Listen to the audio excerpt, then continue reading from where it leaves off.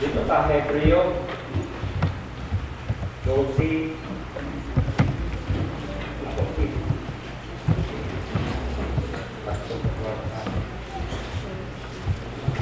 Tapos dito sa Filipos 2:13. Kado sa Roma.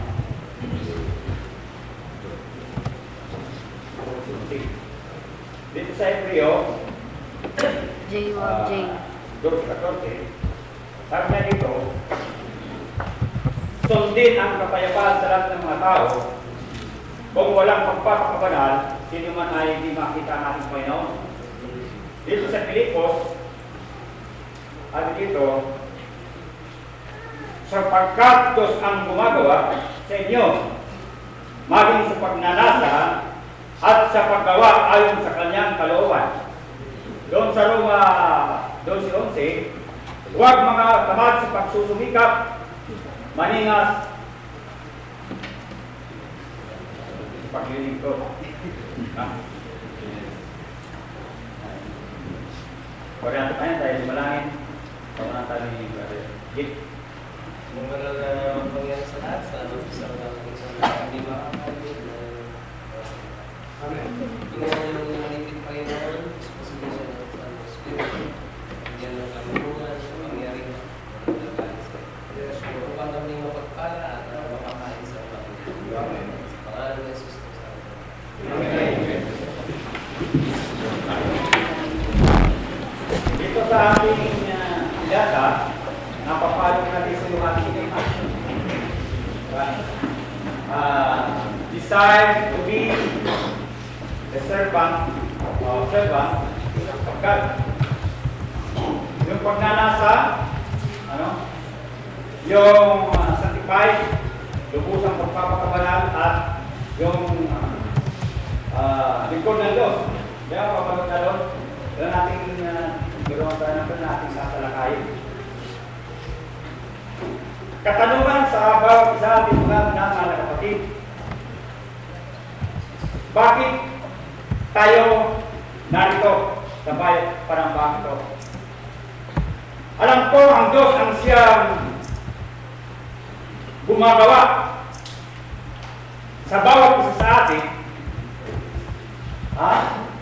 ng pagnanasa upang pumarito tayo. Sapagkat naparito tayo, alam ng Diyos kung anong pangangailangan ng bawat isa sa atin. Kaya yan ang ginawa ng Diyos na tayo pumarito. Dinagay ng Panginoon sa bawat isa sa ating mga puso ang bagay niya. Mga kapatid. Ibig sabihin, mayroong mabuting layunin ng ating Panginoon upang sa ganoon ang kanyang kalooban niya ating magawa. Kalooban ng Panginoon na tayo magkatipon pang-apat na araw ng kumpensyon ng bansang Pilipinas. Ayon pa kayo doon, nasa puso niya ba ang yung pagnanasa ng pagkaparito? Alam ko nasa puso niya, sapagkat yung nasa puso ko. Uri ng ating Panginoon sapagkat masabi natin na pagkabuti ng Diyos na hindi man tayo dati kita nagnanas sa mga ditong bagay, di ba nung tayo ng kasalanan? Walang pagnanasa tayo sa mga ditong bagay. Nung tayo magkasalanan, iba yung ating nasayan sa ating mga puso. Kaya, iba yung kanilang mga ginagawa. Ang mga inanasa ng mga puso ng mga tao na nasa kasalanan ay iba. Mga masasama yung minanasa nila, kaya ang ginagawa nila hindi pang ganito. Hindi sila nagkakatipon sa mga ganitong bagay. Diba? Ginagawa nila yung mga bagay na sa kanilang mga laman. Mga paginapang nila, kaya karamihan nagtatrabaho, naghanap buhay para sa kanilang sarili. Pero yung para sa Diyos ay wala. Kaya ang pagkaganda ng tema ito, yung pagnanasa ay mahalaga sa bawat tao. Ang Diyos ang siyang gumawa ng pagnanasa sa bawat isa atin upang magawa natin ang kanyang kalooban.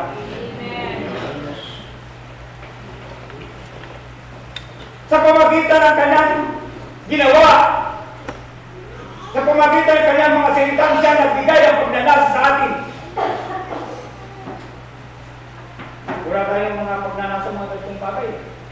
Pero nung ipakita ng Panginoon sa pamagitan ng salita ng Diyos na ating narinig, nagkaroon tayo pagnanasa. Tama ba yun mga kapatid? Dati pala wala natin ito eh. Iatanggihan na natin tumakit ng salita ng Diyos, di ba? Karanasan ko yan, sabi. Nung dumating yung mga lingkod ng Diyos. Ibiyos ako, wala akong pagnanasa mga ganitong bagay. Pero ako'y makinig sa salita ng Diyos. Nakita ko yung buwan ko. Akala ko rin sa Panginoon ako. Akala ko hindi ko dapat palasimpa. Tapos sinasabing, babayan sa puli ko. Sapagkat, magsimba hindi. Pero ako'y makarinig sa salita ng Diyos. Ako'y nagnasa. Sapagkat, ibig ng Diyos na ang mga kasalanan ay maligtas mula sa kasalanan. Yun ang aking narinig. Sabi ko, ito ang tamang pangangaral, ito ang tamang mga lingkod ng ating Panginoon. Kaya sabi ko, salamat sa Panginoon. Bagamat ako'y paalis-alis, ibiiwas sa pagikinig. Minsan naabutan ako ng mga kapatid, mga lingkod ng Panginoon. Sa pakikinig ko, sabi ko, ito ang tama. Ito ang katotohanan.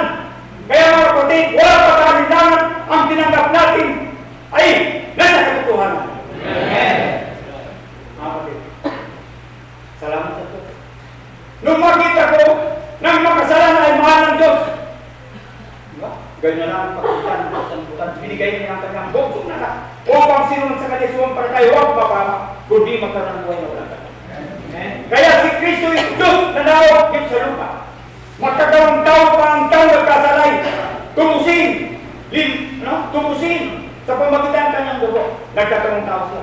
Sapagkat tao nagkasala, kailangan tao rin ang tutubos na malinis. Tama ba yun? Kaya siya nagsakripisyo siya. Naghirap sa krus ng Kalbaryo upang sa ganun. Tumusin tayo. Pinagtawang na dalawang klase ang pagtubos. Diba? Tama niya? Yung conditional, saka unconditional. Yung ginawa ni Kristo pagtubos sa mga yung unconditional, yung mga bata pa na, di ba? Kasama yun sa tinubos ni Kristo, kaya kung mamatay sila, punta sila ng langit. O pero yung mga, alam na yung tinatawag na sila ng pagsusunod, alam niya mabuti at mga dumating ang kanilang nagawa kasalanan kahit silang pananagutan.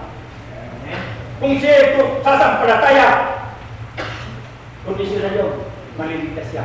Sa Panginoon, kondisyon ng kaligtasan ay pananampalataya. Diba? Kondisyon na yun. Ang kondisyon. Kaya salamat na mayroong ginawa ang Diyos para magnasa. Mayroon ba tayo pagnanasa? Ano tayo masalamat ko?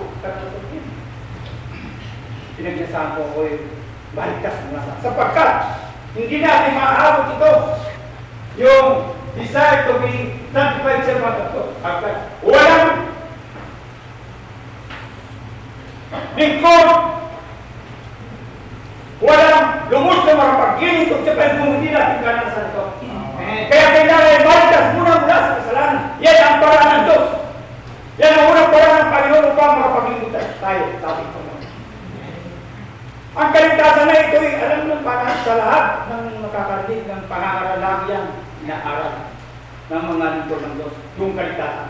Yung ang tao mabago ang buhay. Yung ang tao ay mapalaya sa buhay ng kasalanan. Madaling salita. Ay, yung pangangaral mga kapatid, yung mga tunay na lingkod ng Panginoon, nakalala na sa Panginoon. Kaya ako, pagkapalit ng Panginoon tayo. Alam ko ang Panginoon.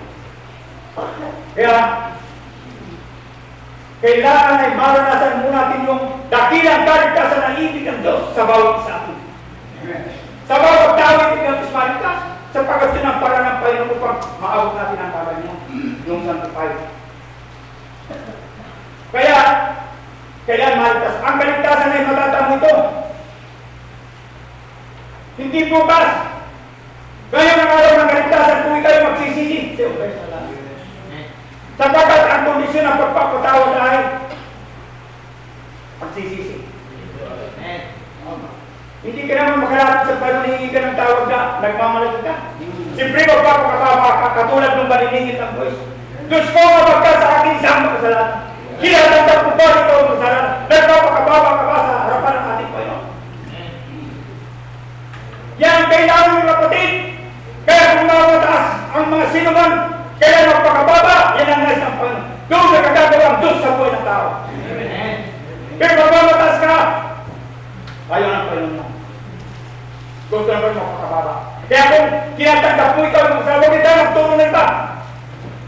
Kaya makita mo sa mga lingkod ng Panginoon, pagpumunta sa mga, kaya silang pangaran, silang mga matitao.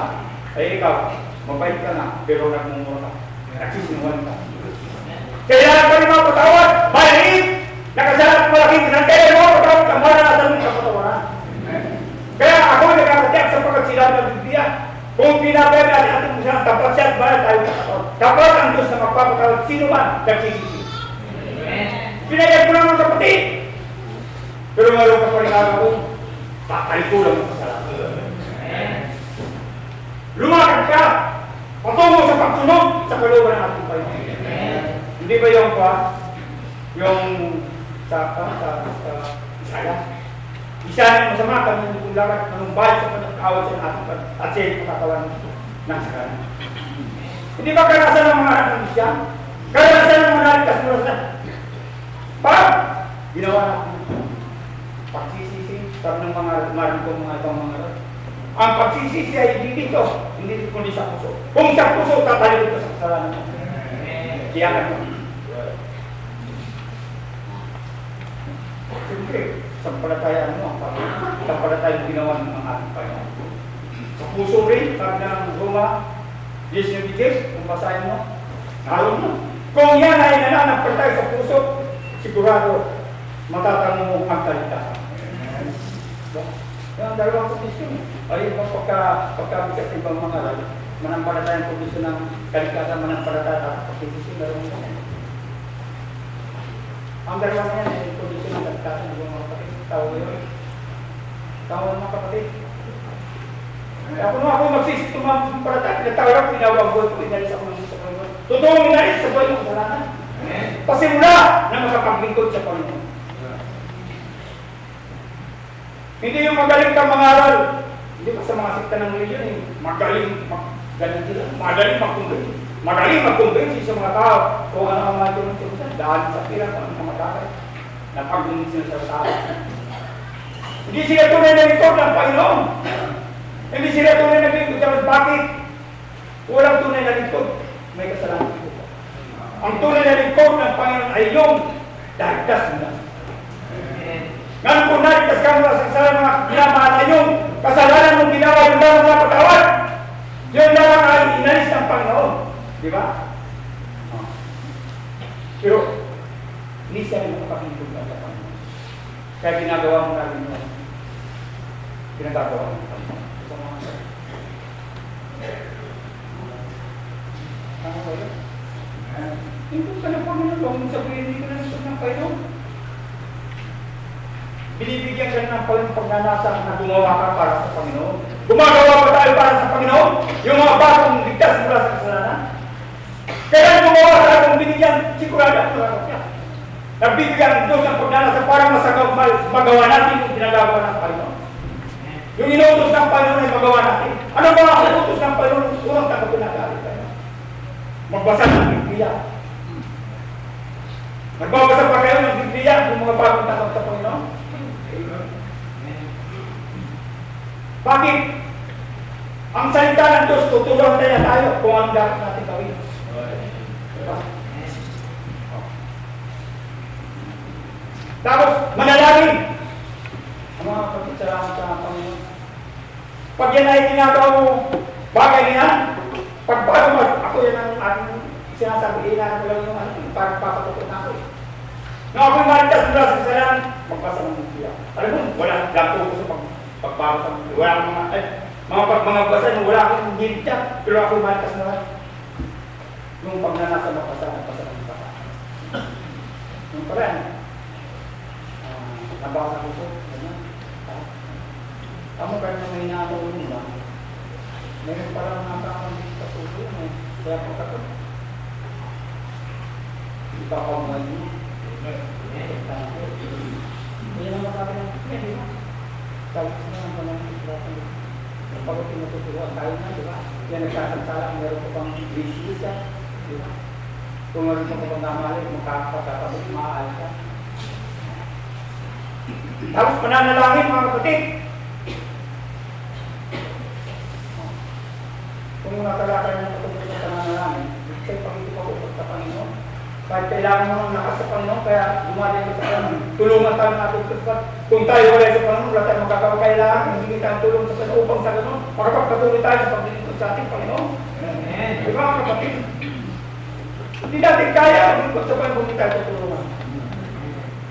Pero mayroong mga dumarating na pagkakataon, sinubok ka ng Panginoon. Nag-alilangan ka na. Alam ko kung ikaw ay matapat sa pagsunod sa kalooban ng Panginoon. Ibig sabihin ng matapat, yung lahat na nalalaman mo sa araw ng Panginoon, yung kalooban ng Panginoon, sinusunod mo. Kahit may mga pagsubok, makapagtatagumpay ka.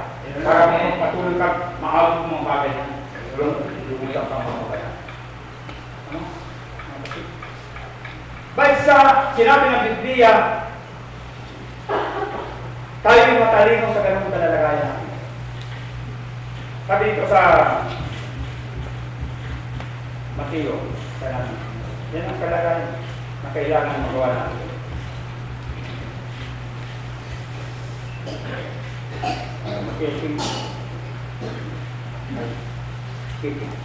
Sabi na dito, sabi mo ito.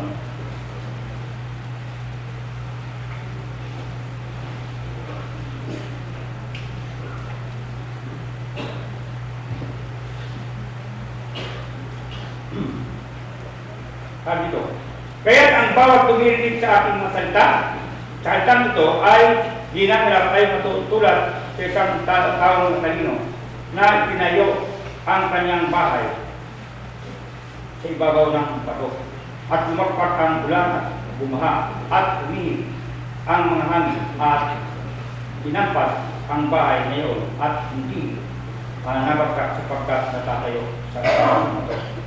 Kaya maliwanag dito eh. Kapag ang nagbabasa ng Biblia, ang nag-aaral ng salita ng Diyos, ang mga narinig natin sa salita ng Diyos, kung tayo pasunurin doon, ano? Tayo nakatayo sa ibabaw ng bato. Halimbawa, nagtatayo ka ng bahay, pag iyan ay tayo ng subuang pagpagina, pagdating ng bagyo, pagdating ng mga matutunog, nawala, nabuwan. Pero kung ang taong matalino, sumusunod siya sa kalooban ng ating Panginoon, sa kanyang mga salita. Kahit anong bagyan dahil sa ikaw, susunod, hindi ka pababayan ng ating Panginoon. Pero kung pinabayan ng Panginoon na masunodin siya sa ating Panginoon, hindi siya pababayaan. Tutulungan siya para sa mga pagsubok na maging sa kanyang buhay. Tutulungan siya at siya magpapatuloy sa kanyang paglilingkod sa ating Panginoon. Dahil maraming sagabal yan, mga kapatid. Sabi ng Biblia, mayroong mga ama lang, pero dahil sa ikaw, masunod sa Panginoon. Ano? Ako magpapatuloy ka sa paglilingkod sa Panginoon. Pero maraming limitado lang pagsunod sa Panginoon, di ba? Maraming limitado lang yun. Kasi hindi sila naman patutunin ng Panginoon ng kaya yan, tayo lang. Kaya ako naniniwala na makapagpapatuloy sa paglilingkod sa Panginoon. Pero mayroong mga tumanggap sa Panginoon na dumating ang mga humus, dumating ang mga bagyo sa kanilang mga buhay. Nangihina. Nawawala sila. Yun ay mga kakulangan natin. Maaaring bibigyan ka ng pagnanasa na gawin yung salita ng Panginoon, sabihin mo sa Diyos, maaaring pinababayan mo yung pagnanasa. Ako naniniwala kung ang pagnanasa na gumawa tayo. Kaya mabuti, pagkikas tayo na gumawa tayo para sa Panginoon. Diba? Ay, hindi naman ako marunong mangaral. Bakit? Ang likod lang pa ng kayo marunong mangaral. Pag tinanggap mo natin, marunong ka mangaral. Bakit? Yung salita ng Diyos kung pinapabuhay mo, magkapaglilipod ka sa Panginoon. Amen. Ginagamit ka ng Panginoon yan, mga kapatid. Kaya ito, kailangan ito mailagay ng Panginoon sa puso ng mga kapatid. Kasi mayroong mga dapat magnasa sa puso ito. Kasi kung ganun kalagayan, mayroon sila makapatuloy. Kaya salamat sa Panginoon. Mayroon tayong naging kapatid na sa kanyang karanasan, na kahit anong pagsubok dumating sa kanyang buhay, determinasyon siyang sumunod sa ating Panginoon sa Panginoon. Ano mang mga pagsubok sa kanyang buhay, di ba? Di ba, kung katakot siya ng ating Panginoon sa papunta sa Damascus, dahil pinag-uusig ang isa, gusto niya mga bawat mahuli, ay pinakalat tapos papatay, di ba? Pero, sapagkat nakita ng Diyos sa kanyang puso, na masunod si Pablo sa kanilang religion, di ba? Alam niyo, ang Panginoon na siya ay magagamit ng Panginoon. Kaya, pinatag ko siya ng Panginoon. Saulo, bago ko ako, pinag-uusig. Sino ko ba ako? Di ba nagulat si Pablo? Papunta sa Damascus, di ba? 3 araw, naranasan niya ang bagay niya. Pero alam mo, si Pablo, maganda halimbawa, nalunod pa rin yung pababaan. Sabi niya, hindi pa inari-inamot ng kundi siya nagpapatuloy. Nagpapatuloy pa rin. Kaya napagaganda mga sinama, ano ang kalagayan natin? Kailangan ang pagpapatuloy. Determinasyon ang pagpatuloy upang maabot natin. Alam ko, kung tayo masunurin, maabot natin ito. Amen. Itong kailangan upang tayo magamit na malinis ng ating Panginoon sa Timoteo. Kapag ang ginagamit ng Panginoon ng lubusan yung pinabanal. Diba? Oh. Kaya kailangan ito yung maranasan natin. Hindi yung, kasi, ano na, kumadampot-dampot na ako eh. Sa marami ng araw dito, pinaliwanag ng kabanalan, pinaliwanag ng kaligtasan, pinaliwanag din kung ano man nagagawa ng kaligtaan, karanasan ng kaligtasan. At sabi ko, ano pa?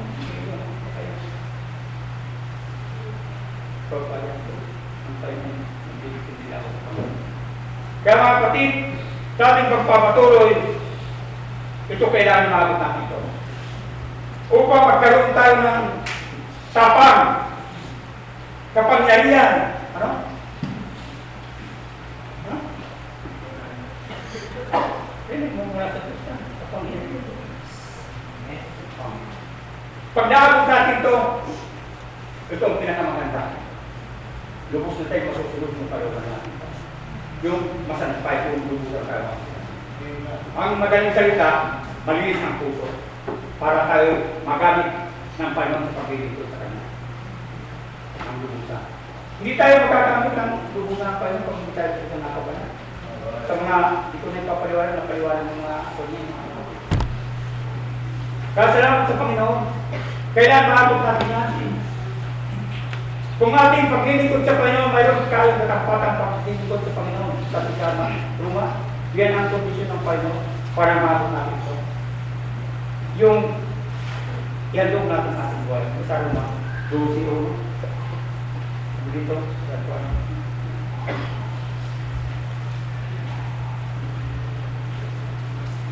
Roma 12:1.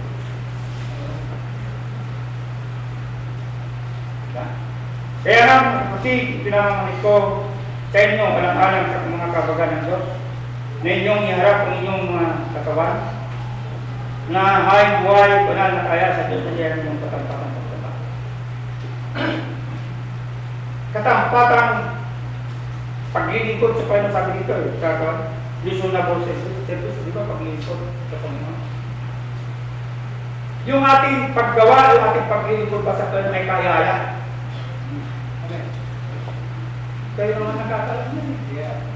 Hindi naman namin kailangan alam niya lahat sa inyo yan.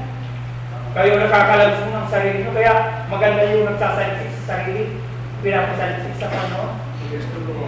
Para makita natin kung ano ating kalagayan sa ating paglilingkod sa Panginoon.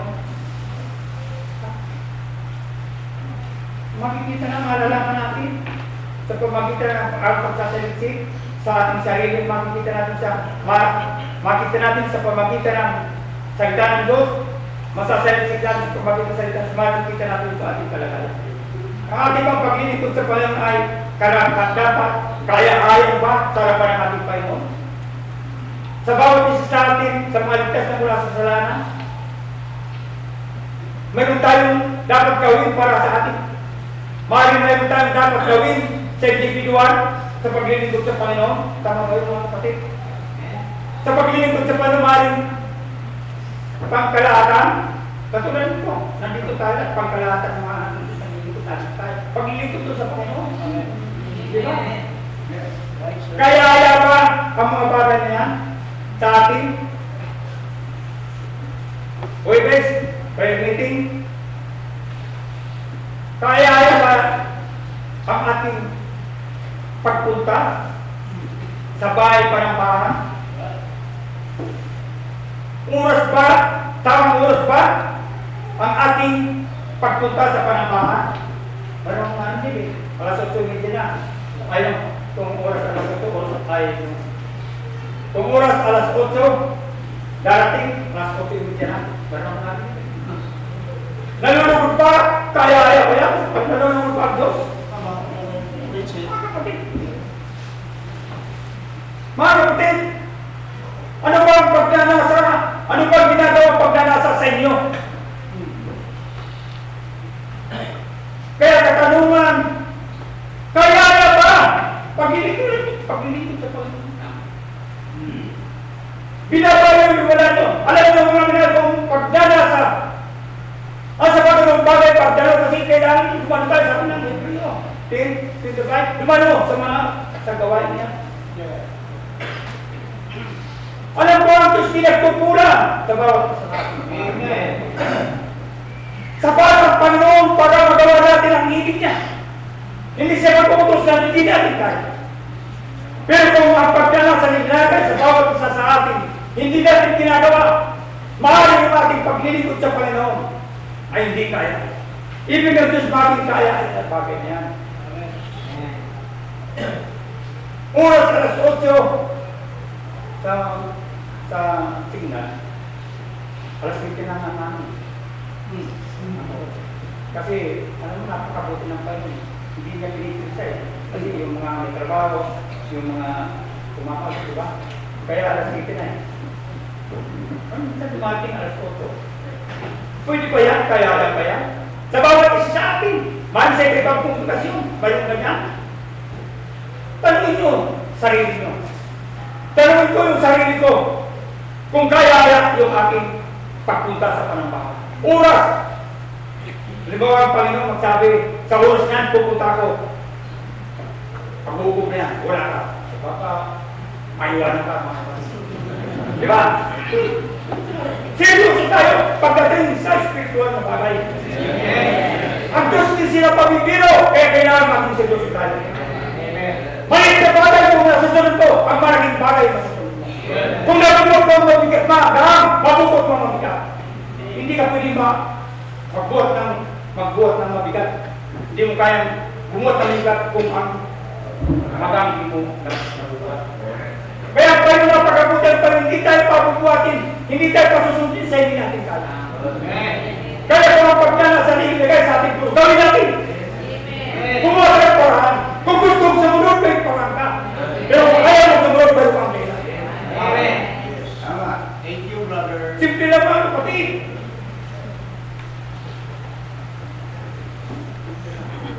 Kaya nung sa aking binasa ng Kristo, huwag mga tamad sa pagsusulita. Manila sa Espiritu mapagtitod sa Panginoon. Pero ang paglilingkod natin sa Panginoon, ang tanong kaya ba? Tapos kasi, ay bakit yung malayo, nakakarating sa oras, yung malapit, hindi ba karating sa oras? Ano ba yung mga kapatid? Mayroon ba ang manila? Pagharap natin sa harapan ng ating Panginoon, sa Panginoon ko masasal. Kasi Panginoon traffic, hindi ako. Tama sa oras. Masasabi natin yan. Masasabi natin siguro, kasi hindi ka gumawa ng paraan. Kaya, alam mo, paraan. Pag tayo gumagawa ng paraan, kahit na tayo nahirapan, tutulong ang Diyos para maging mag-awa. Sinasabi ko, kailangan sanayin natin pagsasana yan.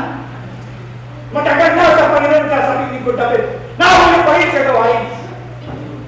Maging mga ministro, maging nagsasabing lingkod natin. Kaya tayo ginagawa tumatayo. Kaya hindi tayo mahuli sa ganung bagay. Jangan pakai seryoso tayo. Sa ganung bagay. Muna kita ko yung mga kulangan ng mga kakulangan ko. Pero ako naniniwala kapag pinagay ng tanong sa aking puso, ang pagnanasa na gawin natin bagay, mayroon tayo. Gumawa tayo sa sana. Pagsasana yan. Diba? Kaya naman natin ang ating buhay. Pag-ibig. Ba, gawain? Anong oras? Alas 6? Para hindi ka mahuli. Nandito ako kanina. Alas 9 na yata eh. Tulog pa. Kasi marami ko. Pag ako sumasabay sa kanila, ako pulas-pulas na lang. Ha? Kaya gusto ko mali ko. Mauna ko sa kanila. Kung gusto nyo, hindi mahuli sa panambahan, gawin natin na. Bakit hindi natin nagagawa na ng iba? Sabi nga ng bayan nito, gumawa ng mga bagay na parang mahirap gawin. Sabi na ito, bakit nagawa na tayo, magagawa nyo, paulit na ito. Hindi parang hindi ka nag-is ka ba? Simple ng mga kapatid. Kaya yung sinabi ko kanina, na yung sinabi ng Roma, huwag mga tamad, pagkukulikat ng ito. Kailan, maninas. Huwag tamad! Anong tamad? Yung masarap, matulog. Tanang pag malamig, masarap matulog ba kapatid, di ba? No. Pinababay yung pagnanasa nila kaya ng paano. Ay, yung paano na pagtangat ang isang paano, masipag ka. Pag masipag ka, magagawa ko yung pinagagawa ng paano. Pero pag takag ka, dinaganan ka ng diablo, kasi masarap matulog, dinaganan ka. Dinaganan ka ng diablo, hindi ka na dito. Tulog na. Hindi ka na katulog sa gawain. Kimilos ka man, huli ka na. Mga kapatid. Minsan mga dahilan kasi mga anak. Di ba? Mga dahilan ganyan. Kasi ganito, maraming dahilan. Di ba? Ito sabi ng Biblia, ang nagmamahal sa ama, sa ina, sa asawa, sa anak, sa mga mahal sa buhay, sa mga nangsalita. Hindi maaaring hindi maaaring maging lingkod ko. Kailangan ko pa parang lingkod sa akin.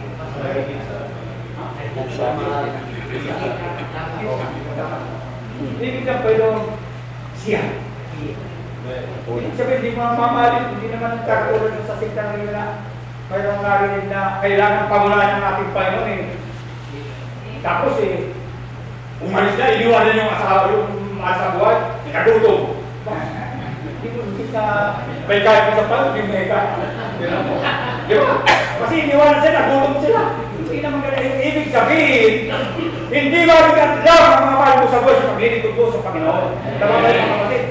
At yan daw ang mga asawa, at yan daw ang mga anak. Yan ang gagamitin pa ng Diablo punta. Gagamitin ka pa ng diba? Para mabigatan ka para hindi ka lang patuloy. Sabi ko, alam mo, pasuran ko, murang katatin ng Panginoon kasi laban yung mga mahal ko sa buhay. Panarawak ng linggo. Sabi ko, ito ang tama, ang tama. Mapalad ako mga kapatid. Mapalad tayo. Yung mga nanitas mo nasa kasalanan. Kahit anong sinasabi nila, ayaw ko ang muna ng impyerno. Gawag pa patulog. Salamat sa Panginoon. Sa aking pamilya, sinisan sa pagkakas. Amen. Nagkapit ko ang Panginoon. Nasa aking puso na ilang mga masaboy kaya din ako ay saan pa sabi para sa mga pamilya ko. Pero ginawa ko naman ang lahat ng magagawa ko. Pero ang aking may paibig. Kaya hinihiling ko, hindi man pray, kasi hinihiling ko dahil ng aking mata. Pero alam ko kung natin puso ko. Alam mga kapatid, kung alam ko mga pangalan, yung mga market sa buhay, pinadala ko lang kayo sa Usiman, nasa puso ko sila. Kaya panalanan mo dati, kalating oras, kalating oras. Ngayon, mahaba na kasi marami ka na dala. Pag marami, mga kapatid na marami ka na dala, ayun ang kailangan natin, di ba mga kapatid? Pananalangin. Mga kapatid, di ba? Oh. So, panalangin lang, magagamit na tayo sa paglilingkod ng Panginoon. Tama ba yun? Oh. Di ba si Pedro nung siya nakakulong? Tapos sinadalangin ng iglesia? Hindi na mo nakalabas? Oh. Kapag nandiyan ang panalangin. Oh. Na kapag yan ang muna sa atin. Ay yung mga mahal natin sa buwan na katulong sa kasalanan para makaalis sila sa pagkakulong sa kasalanan. Kailangan ang panalangin ng lahat. Mga manaman na kapatid, paglilingkod sa Panginoon yan. Huwag lang kalimutan yan. Maganda yan. Oo. Pananalang mahalaga. Paglilingkod ka sa amin. Kaya mga kapatid, hindi tayo magkakita. Maraming salita ang Diyos na harapin namin. Ang ating mga sinabi, ano lang, pulot-pulot lang. Lapot-lapotan lang. Maring mayroon akong nasabi, pero maring mayroon akong nasabi. Kasi nakakita ko na maraming kaluhan ng mga kapatiran. Ang kailangan na pagpapakababa. Kung ang Panginoon ay patuloy na gumagawa sa puso natin, nagbibigay siya ng pagnanasa sa atin. Kayo ang nakakalagpuan ng YouTube ng Pagkat. Kung nalang pagnanasa nila sa lumapit, magpakababa. Gawin mo. Sigurado. Gagawin ng Diyos yung bahagya para sa akin. Upang mapabuti ang buhay.